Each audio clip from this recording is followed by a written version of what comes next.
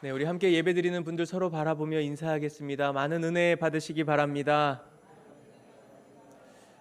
많은 은혜 받으시기 바랍니다. 오늘은 전도 선포 주일입니다. 전도를 그냥 하면 되지, 뭘 선포하고 작정하고 그러나, 이런 생각이 드실 수도 있습니다. 어떤 분께서 고전이라는 말을 이렇게 정의한 적이 있습니다. 고전은 누구나 알지만 아무도 읽지 않는 책이다. 플라톤의 국가, 또 마키아벨리의 군주론, 또 기독교의 유명한 고전이죠. 철로역정. 한 번씩은 다 들어봤지만 실제로 읽은 사람은 적다라는 겁니다. 여러분, 이 전도는 어떤가요? 영혼을 구원하는 가장 아름다운 사역이고 지상 대명령이라는 것도 알지만, 이 고전처럼 알지만 아무도 읽지 않는 것처럼 전도가 중요하다는 것은 알지만 실제로 전도에 열정을 쏟는 사람은 많이 없다라는 겁니다. 커밍 아웃이라는 말 있습니다. 예전에는 이 동성애자들이 자신이 동성애자인 것을 밝힐 때 커밍 아웃이라는 말을 썼는데, 요즘에는 기독교인들이 자신이 기독교인이라는 것을, 나 사실 교회 다녀, 이걸 밝히는 것을 이 커밍 아웃이라고 한다고 합니다. 그 정도로 자신이 그리스도인이라는 것을 자랑스럽게 또 떳떳하게 생각하지 못하는데 전도는 더 어렵겠죠. 아마도 전도에 대해 성도가 느끼는 부담감은 이전보다 더 심할 거라고 생각합니다. 이 교회에 대한 사회의 부정적인 인식도 그 이유 중에 하나입니다. 2024년에 조사한 설문조사 결과에 따르면 한국 교회를 신뢰한다는 응답, 여러분 몇 퍼센트 정도 나왔을 것 같습니까? 한번 마음속으로 생각해 보시기 바랍니다. 이 정도는 나왔겠지. 14.3% 나타났습니다. 그러니까 국민 7명 중 6명 정도가 한국 교회를 신뢰하지 않는다 응답했습니다. 2024년도에 조사니까 2025년엔 어떻게 됐을까요? 올라갔을까요? 내려갔을까요? 이 종합해 보면 전도하기 매우 어려운 시대를 살고 있고, 성도들조차 자신의 믿음을 지키며 사는 것도 녹록치 않다라는 겁니다. 오늘을 이 전도 선포 주일로 정한 것은 전도에 대해 새로운 인식과 또 마음을 갖고자 하는 겁니다. 전도라는 말, 그 단어 저와 여러분은 수도 없이 많이 들었습니다. 제가 모태신앙으로 태어났기 때문에 이 모태신앙으로 태어난 저에게 전도라는 단어는 평생을 함께 했었던 단어입니다. 이 동일한 단어를 자주 반복해서 듣게 될 때 긍정적인 영향도 있지만 이 부정적인 영향도 있습니다. 같은 단어를 계속 듣다 보면 그 단어가 닳아버리게 됩니다. 다시 말해 단어가 가졌던 의미와 뜻, 능력이 조금씩 사라진다라는 말입니다. 이 대표적인 단어가 사랑이라는 말입니다. 사랑이라는 말 참 귀하고 아름다운 단어인데, 사람들이 그 말을 시드 때도 없이 남발하기 시작하면서 이 사랑이라는 말이 이제는 사람들에게 닳고 닳아 마음의 감동도 감격도 사라지게 되었다는 거죠. 이 남편이 아내한테 여보 사랑해 이렇게 말하면 아내가 아유 고마워 감동이야 이렇게 반응하는 것이 아니라 여보 사랑해 이러면 뭐가 수상한데 뭔가 잘못한 게 있는데 이렇게 반응을 한다는 겁니다. 여러분에게 이 전도라는 말, 이 단어가 어떻게 다가오십니까? 전도, 이 생각만 해도 빨리 나가서 이 복음 전하고 싶고 영혼을 구원하는 일에 쓰임받는 것 기쁨과 행복이 되십니까? 아니면 전도라는 말 생각만 해도 갑자기 소화가 안 되고 마음에 부담이 되고 걱정이 되십니까?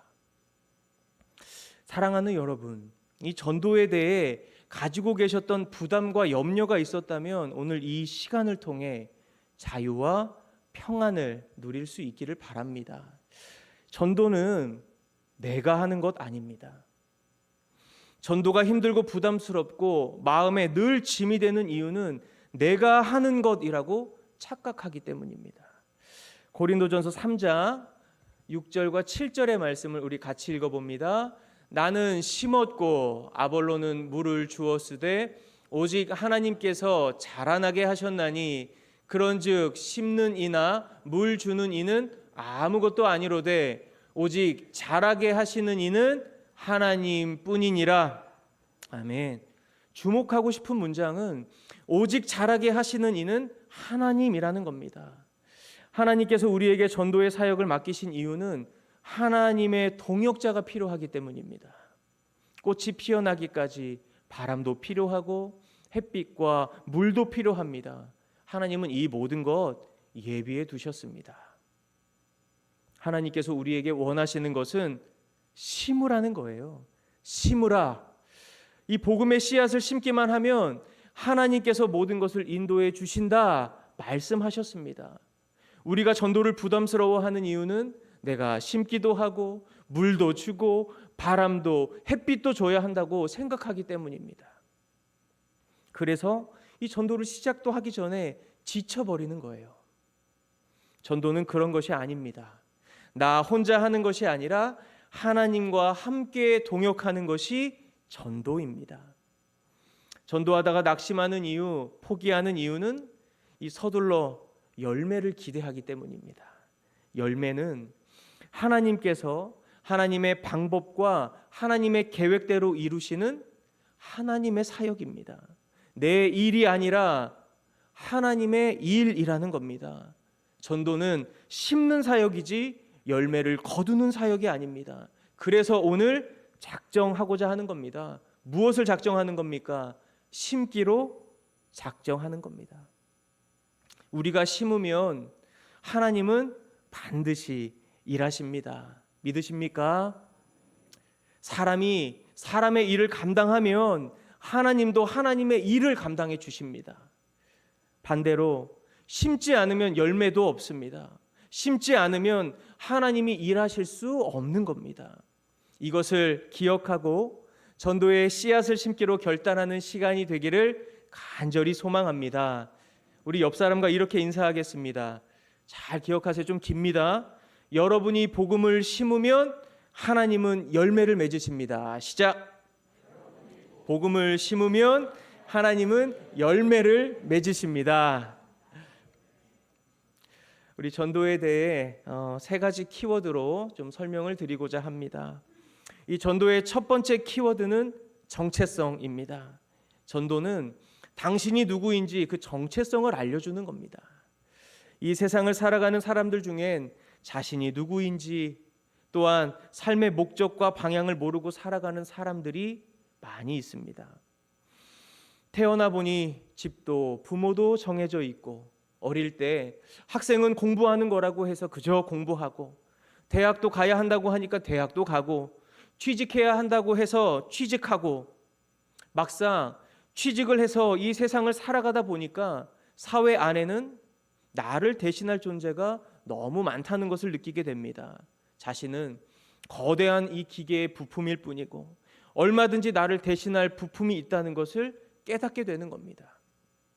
나보다 잘난 사람, 뛰어난 사람 너무 많고 다들 나보다 잘 사는 것처럼 보이기도 합니다. 이 팀 켈러 목사님의 내가 만든 시인이라는 책이 있습니다. 그 책 안에는 이 명품 시계로 못을 박는 사람의 이야기가 등장합니다. 이 생각만 해도 당황스럽죠. 한번 사진을 좀 띄워주시겠습니까? 저 사진은 AI로 제가 만들어 본 겁니다. 보면 자세히 보면 액정도 깨지고 기스도 나고 이랬죠.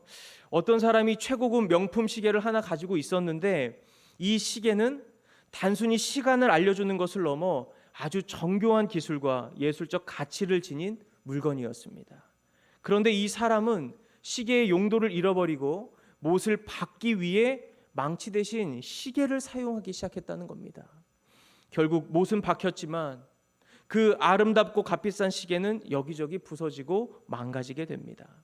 결국 시계는 본래의 기능인 시간도 알려주지 못하고 망치로서의 기능도 제대로 하지 못하게 되었다라는 이야기입니다. 이처럼 나의 존재를 모르면, 존재의 이유와 목적을 발견하지 못하면 자신의 인생을 낭비하게 되고 심지어 자신의 인생을 망가뜨리게 됩니다.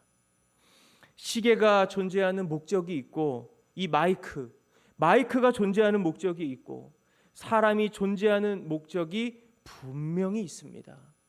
그 목적과 이유를 밝혀주는 것이 하나님의 말씀인 성경인 것이고, 창조주이신 하나님 안에서 내가 누구인지 그 정체성을 발견하고 찾을 수 있는 겁니다. 전도는 길을 알려주는 거예요. 당신이 누구이고, 이 땅에 존재하는 목적이 무엇이고, 당신이 어디를 향하여 가고 있는지, 다시 말해 정체성을 찾을 수 있도록 길을 안내해 주는 것이 전도라는 겁니다. 이 정체성은 변하지 않는 것을 말합니다. 제가 지금 성덕교회 목사이고, 한 집안의 가장이고, 두 아이의 아빠이고, 한 아내의 남편이라는 것은 정체성이 될 수 없습니다. 그것은 영원한 것이 아니기 때문입니다. 성경이 우리에게 말해주고 있는 영원한 정체성이 있습니다. 우리는 하나님의 자녀라는 것이고 예수 그리스도의 제자라는 겁니다.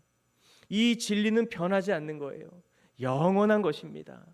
이 정체성이 분명하면 내가 누구인지, 나는 무엇을 위해 살아가야 하는지, 나는 어디로 가는지 분명한 길을 걸어갈 수 있게 되는 겁니다. 이 세상에는 아직도 길을 찾지 못해 방황하고 절망하고 낙심한 영혼들이 많이 있습니다. 그들에게 복음이 필요합니다. 복음이 들어가야 정체성을 찾을 수 있기 때문입니다. 전도는 정체성을 찾을 수 있도록 길을 인도하는 것임을 기억할 수 있기를 바랍니다. 이 전도의 두 번째 키워드는 사랑입니다. 이 황금찬 시인의 꽃이라는 시가 있는데 우리 화면을 함께 보고 제가 한번 읽어드리도록 하겠습니다. 산길을 가다가 이름 모를 꽃 한 송이를 만났지. 쉬운 표정으로 물었네. 이름이 뭐냐고. 꽃은 한참 머뭇거리더니 그냥 꽃이라고 불러주세요. 제 이름이 꽃이니까요. 웃고 있었다 꽃이. 이 산길을 가다가 꽃을 만난 시인은 이름이 있든 없든 어떤 이름이어도 상관없는 쉬운 표정으로 너의 이름이 뭐냐 이렇게 질문을 했습니다. 그러자 꽃은 한참 머뭇거리다가 그냥 꽃이라고 불러달라 이렇게 대답을 합니다. 진달래일 수도 장미일 수도 있는데 그냥 꽃으로 불러도 상관없다 이렇게 말한 겁니다. 그리고 꽃은 웃었습니다. 이 시인의 물음과 꽃의 대답이 참 소박합니다. 그리고 이 시가 주는 편안함과 넉넉함에 미소가 저절로 지어집니다. 이 시를 소개해드린 이유는 시 안에 서로를 향한 친절이 녹아 있기 때문입니다. 깊이가 있으면서도 쉬운 표정으로 말을 거는 시인, 또 그 질문에 대해 잠시 머뭇거리다가 그냥 꽃으로 불러줘도 괜찮다 이렇게 대답하는 꽃, 상대를 배려하고 낮아지는 이런 친절한 대화 속에 아마도 서로는 더욱 가까워졌을 겁니다. 이 어느 학자의 발언이 논란이 된 적이 있습니다. 그는 이렇게 말했어요. 불교를 학술적으로 연구하려면 머리 좋은 사람도 30년은 걸리고 둔재는 300년이 걸린다. 그에 비해 도교는 20년 정도 공부하면 도를 터득할 수 있고 유교는 10년이면 사서 삼경을 어느 정도 이해할 수 있다. 그런데 기독교는 중요합니다. 그런데 기독교는 3년이면 터득한다. 그의 발언은 기독교를 폄하하려는 것이었는데 틀린 말 아닙니다.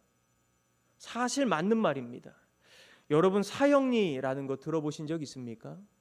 복음을 효과적으로 전하기 위해 복음을 4가지 원리로 정리한 겁니다. 첫 번째 하나님의 창조, 두 번째 인류의 죄의 문제, 세 번째 예수 그리스도의 죄 용서, 마지막 영접. 이 CCC에서 전도할 때 사용하는 이 사역리를 보면 구원의 핵심을 전하는데 5분이면 다 전할 수 있습니다. 복음 복잡한 것이 아닙니다. 남녀노소 누구나 들으면 이해할 수 있는 것, 이것이 복음입니다. 또한 교회를 안 다니는 사람도 이 말씀 정도는 다 알고 있습니다. 요한복음 3장 16절인데요. 우리 같이 읽어보겠습니다. 하나님이 세상을 이처럼 사랑하사 독생자를 주셨으니 이는 그를 믿는 자마다 멸망하지 않고 영생을 얻게 하려 하심이라. 아멘. 이 말씀은 복음의 핵심을 한 문장으로 쉽게 설명하고 있습니다. 하나님이 우리에게 주신 진리, 죄사함의 용서와 구원의 은혜는 산 넘고 또 물 건너 마늘과 쑥만 먹으며 100년의 고행을 해야 얻어지는 것 아닙니다. 고매한 수도자만이 깨달을 수 있는 비밀스러운 진리도 아닌 겁니다. 하나님의 진리는, 복음은 누구나 쉽게 이해될 수 있도록 다 공개된 겁니다.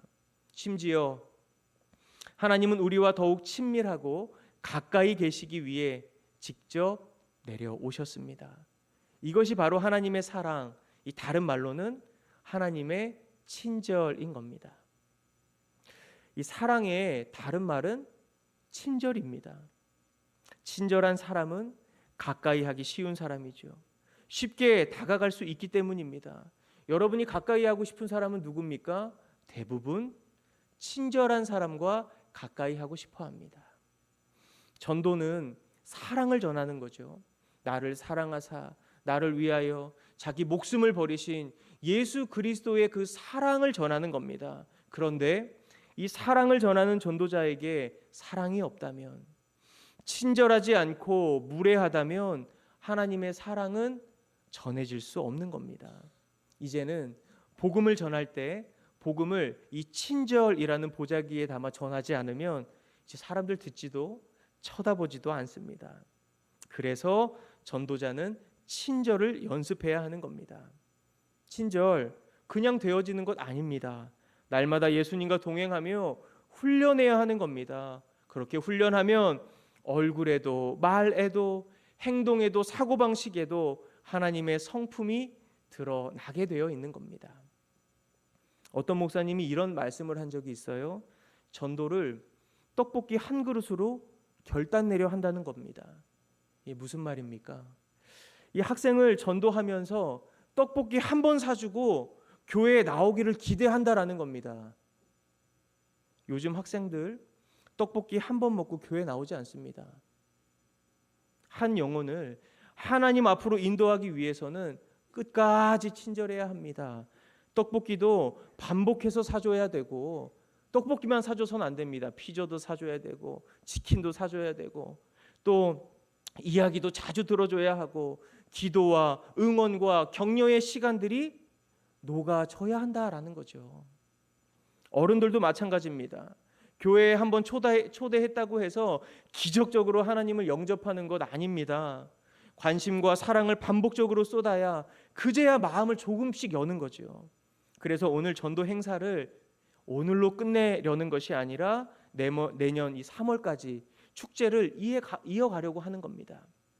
작정한 영혼을 위해 계속 기도하고 자주 연락도 하고 교회 행사에 초대도 하고 또 식사도 함께 하면서 지속적인 이 관심과 친절을 흘려보낼 때 그 사랑을 통해 전도 대상자의 마음에 하나님의 역사가 일어나게 되는 겁니다. 너희는 세상의 소금이다. 예수님은 우리에게 말씀하셨습니다. 이 소금에는 두 가지 특징이 있습니다. 소금은 자신을 녹여서 맛을 냅니다. 이 자신이 사라지지만 그것을 통해 맛을 낼 수 있다는 겁니다. 두 번째는 이 설탕은 자신의 맛을 내지만 소금은 남의 맛을 낸다는 거예요. 내가 돋보이는 것 아니라 다른 사람을 돋보이게 만들어주는 것, 이게 소금의 역할이라는 겁니다. 소금처럼 내가 아닌 다른 영혼을 위해 자신의 삶을 녹이는 사람, 다른 영혼을 빛나게 하는 사람, 맛을 내게 해주는 사람, 하나님은 그 사람을 통해 놀라운 구원의 역사를 베풀어 주십니다. 사랑하는 여러분, 이 소금과 같이 친절한 전도자의 삶이 되시길 주님의 이름으로 축복합니다. 이 마지막 전도의 세 번째 키워드는 증인입니다. 저는 누가 맛집을 데려가면 그렇게 행복할 수가 없습니다. 그 맛집 우리 성도님들만 알고 계시지 말고 우리 목회자들도 꼭 데려가 주시기를 원하고 바라고 소망합니다. 이 맛집의 음식이 맛있어서도 이렇게 행복하지만 제가 행복을 느끼는 이유는 그 음식점을 사랑하는 사람에게 알려줄 수 있고 또 함께 올 생각 때문에 더 행복해지는 겁니다. 이 사람은 좋은 것을 만나거나 알게 되면 그건 나누고 싶고 또 알리고 싶은 본성이 있습니다. 이 오순절 성령 강림이 일어난 이후에 사도들을 중심으로 예루살렘 초대 교회가 세워졌습니다. 이 교회에는 전도팀이 따로 없었어요. 전도를 따로 하지 않았습니다. 그냥 성도들의 삶이 전도지였습니다. 게으르고 인생을 낭비하던 사람이 예수님을 믿고 성실하게 변화된 모습, 입만 열면은 사기치고 거짓말하던 사람이 손해를 배상하고 정직하게 사는 모습, 매일 자신의 인생을 불평하고 모든 일에 원망을 내뱉던 사람의 입에서 감사와 찬양과 기도가 나오는 모습, 이런 모습들이 맛집처럼 입과 입을 통해 전해지기 시작하면서 예루살렘에 거주하는 사람들이 자발적으로 교회에 나오기 시작했던 겁니다. 제가 이 교회에 부임하던 주일에 박성진 원로 목사님께서 이런 말씀하셨습니다. 좋은 교회는 세 가지가 좋아야 한다. 여러분 기억하십니까? 첫 번째는 위치가 좋아야 한다 이렇게 말씀하셨는데 위치야 이미 정해졌으니 다른 방도가 없어요. 또 두 번째는 담임 목사가 좋아야 한다 이렇게 말씀하셨는데 이 점에 대해서는 제가 뭐라 드릴 말씀이 없습니다. 좋은 목사가 되기 위해 더 기도하고 노력하겠습니다. 이 세 번째가 중요합니다. 세 번째가 무엇인지 아십니까? 다 잊어버리신 거죠. 성도가 좋은 성도가 되어야 한다고 했습니다. 좋은 성도가 되어야 한다. 제가 고민해 봤습니다. 좋은 성도란 어떤 성도를 말하는 것일까? 너무나 간단한 답이 나왔어요. 성령 충만한 성도가 좋은 성도입니다. 믿으십니까? 성령 충만해야 말씀의 은혜도 받고 성령 충만해야 순종하면서 삶도 변화되고 성령 충만해야 증인의 삶이 되기 때문입니다. 사도행전 1장 8절의 말씀을 우리 같이 읽어보겠습니다. 오직 성령이 너희에게 임하시면 너희가 권능을 받고 예루살렘과 온 유대와 사마리아와 땅끝까지 이르러 내 증인이 되리라 하시니라. 아멘. 우리에게 성령이 임한 이유에 대해 성경은 이렇게 말씀합니다. 내 증인이 되리라. 증인은 본 것을 그대로 전하는 사람입니다. 이 맛집에 다녀온 사람이 그 집은 김치가 맛있고 동치미가 맛있고 고기가 너무 신선해, 이 자신의 경험한 것을 그대로 전했을 뿐인데 그 말에는 능력이 있습니다. 사람들이 그 말을 듣고 아무리 멀어도 그 집을 찾아간다니까요. 왜 그럴까요? 자신이 직접 경험한 것이기 때문입니다. 자신이 살아내고 경험한 것을 전하면 그 말에 진심이 묻어나기 때문에 사람의 마음 깊은 곳까지 전달이 되는 겁니다. 여러분, 전도는 은사로 하는 것 아닙니다. 복음은 은사가 있는 사람을 통해 전해지는 것이 아니라 증인을 통해 전해지는 겁니다. 말을 잘 못해도, 표현력이 좀 부족해도 내가 경험한 은혜, 내가 체험한 변화에 대해서 전하면 복음이 전해지는 것이고 흘러가는 것이고 그 영혼 가운데 복음의 씨앗이 심겨지게 되는 겁니다. 그것이 전도입니다. 하나님을 사랑하고 예수님과 동행하면서 이 예배를 통해서 또 깊은 은혜를 경험한 사람은 반드시 누군가에게 그 은혜를 전할 수밖에 없습니다. 사랑하는 여러분, 날마다 하나님의 은혜를 충만하게 받는 삶이 되기를 바랍니다. 은혜를 받으면 전도는 되어지는 겁니다. 은혜가 넘치면 이 자동적으로 전하고 싶기 때문입니다.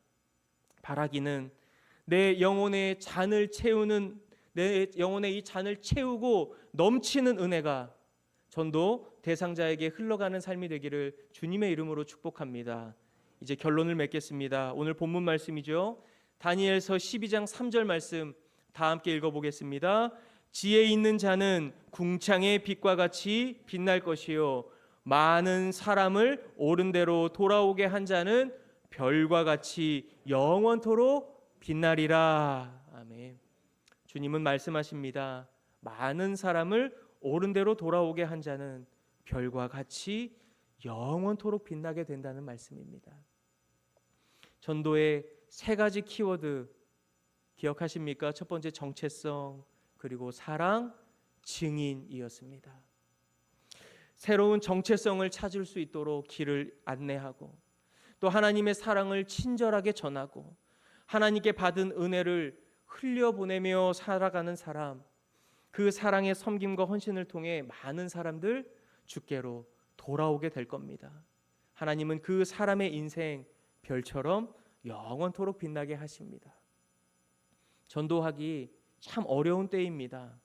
그러나 전도를 멈출 수는 없습니다. 우리 주변에는 여전히 지치고 소외되고 소망 없이 살아가는 사람들이 존재하기 때문입니다. 저와 여러분에게 주신 전도 대상자는 저기 멀리에 있지 않습니다. 나의 입술을 통해 복음을 들어야 할 나의 가족들, 주변의 이웃들, 동료들, 그들이 모두 전도 대상자입니다. 다시 말씀드립니다. 전도는 심는 것이에요. 심으면 거둘 수 있습니다. 심지 않으면 아무 열매도 얻을 수 없게 되는 겁니다. 오늘 이 전도 작정 주의를 통해 다시 영혼 구원의 사역에 동참하게 되시기를 바랍니다. 영혼을 구원하기 위해 복음을 심는 성덕의 모든 교우들의 인생 하늘의 별과 같이 빛나게 되기를 주님의 이름으로 축원합니다.